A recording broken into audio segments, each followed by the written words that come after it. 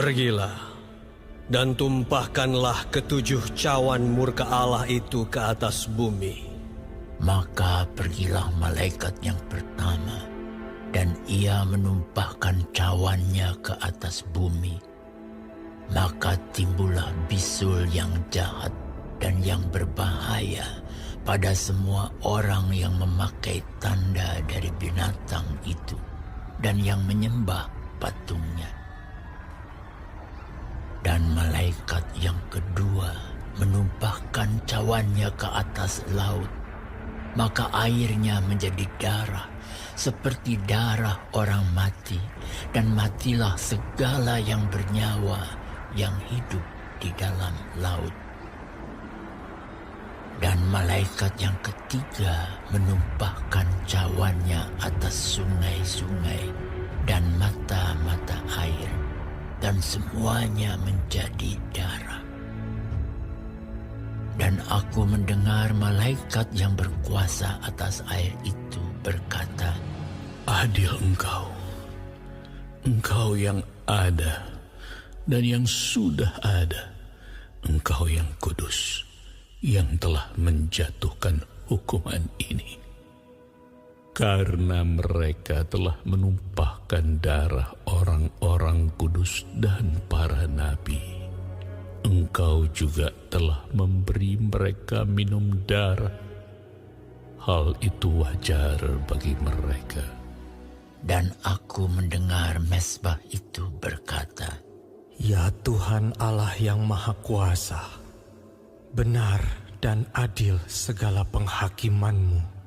Dan malaikat yang keempat menumpahkan cawannya ke atas matahari, dan kepadanya diberi kuasa untuk menghanguskan manusia dengan api.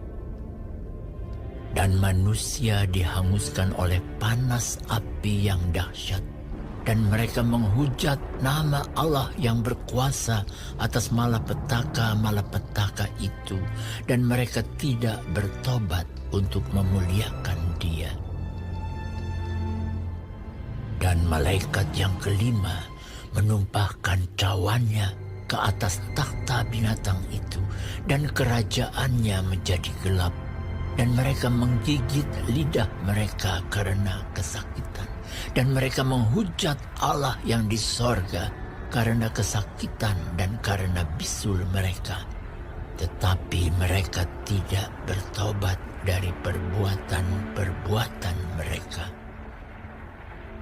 Dan malaikat yang keenam menumpahkan cawannya ke atas sungai yang besar, sungai Efrat. Lalu keringlah airnya, supaya siaplah jalan bagi raja-raja yang datang dari sebelah timur. Dan aku melihat dari mulut naga, dan dari mulut binatang, dan dari mulut nabi palsu itu, keluar 3 roh najis yang menyerupai katak. Itulah roh-roh setan yang mengadakan perbuatan-perbuatan ajaib.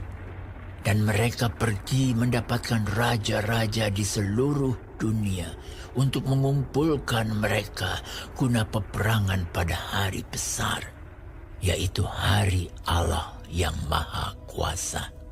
Lihatlah, aku datang seperti pencuri. Berbahagialah dia yang berjaga-jaga dan yang memperhatikan pakaiannya, supaya ia jangan berjalan dengan telanjang dan jangan kelihatan kemaluannya. Lalu ia mengumpulkan mereka di tempat yang dalam bahasa Ibrani disebut Harmagedon. Dan malaikat yang ketujuh menumpahkan cawannya ke angkasa, dan dari dalam bait suci kedengaranlah suara yang nyaring dari takhta itu. Katanya, Sudah terlaksana. maka memancarlah kilat dan menderulah bunyi guruh, dan terjadilah gempa bumi yang dahsyat seperti belum pernah terjadi sejak manusia ada di atas bumi. Begitu hebatnya gempa bumi itu. Lalu terbelahlah kota besar itu menjadi 3 bagian, dan runtuhlah kota-kota bangsa-bangsa yang tidak mengenal Allah. Maka teringatlah Allah akan Babel yang besar itu untuk memberikan kepadanya cawan yang penuh dengan anggur kegeraman murkanya. Dan semua pulau hilang lenyap, dan tidak ditemukan lagi gunung-gunung. Dan hujan es besar seberat 100 pon jatuh dari langit menimpa manusia, dan manusia menghujat Allah karena malapetaka hujan es itu, sebab malapetaka itu sangat dahsyat.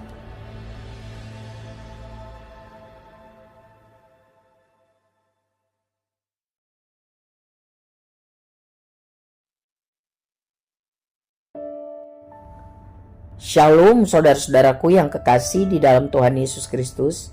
Puji Tuhan, kita masih diberi kesempatan hidup hari ini.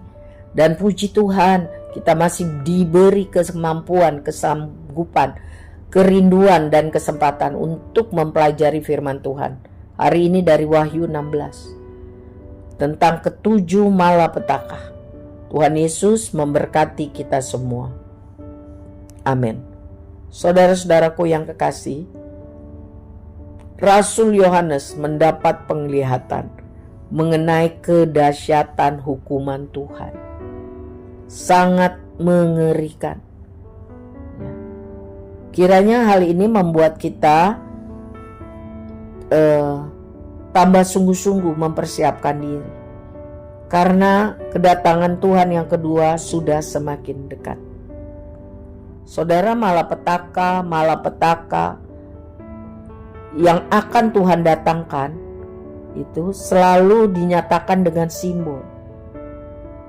Dan itu menandakan hal-hal yang harus kita sungguh-sungguh waspadai. Ini adalah peringatan yang serius untuk bertobat dari dosa, untuk bertobat dari kesombongan, karena kesabaran Tuhan ada batas waktunya. Dan Tuhan akan memutuskan menutup kesempatan bagi orang yang tidak mau bertobat. Murka Tuhan sungguh-sungguh maksimal akan ditimpakan kepada orang yang keras hati, sombong, dan tidak mau bertobat.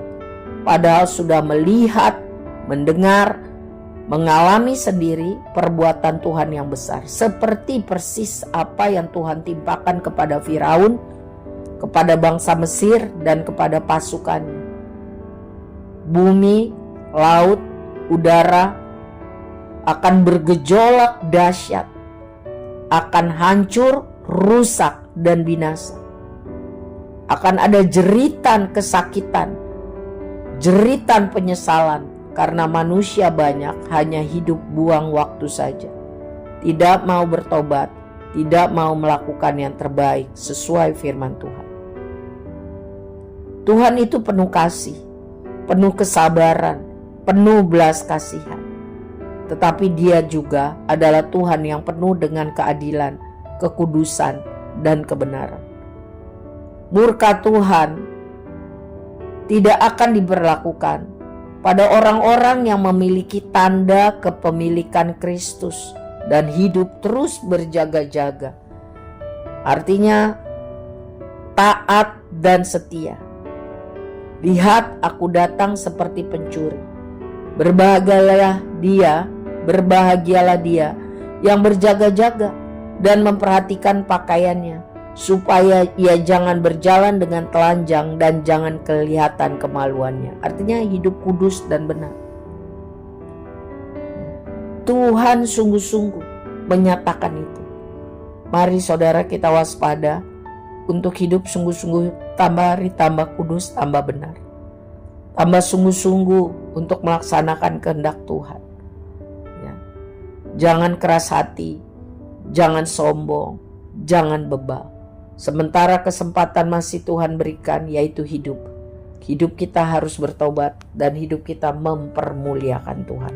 Tuhan Yesus memberkati kita semua menjadi pelaku firman. Amin.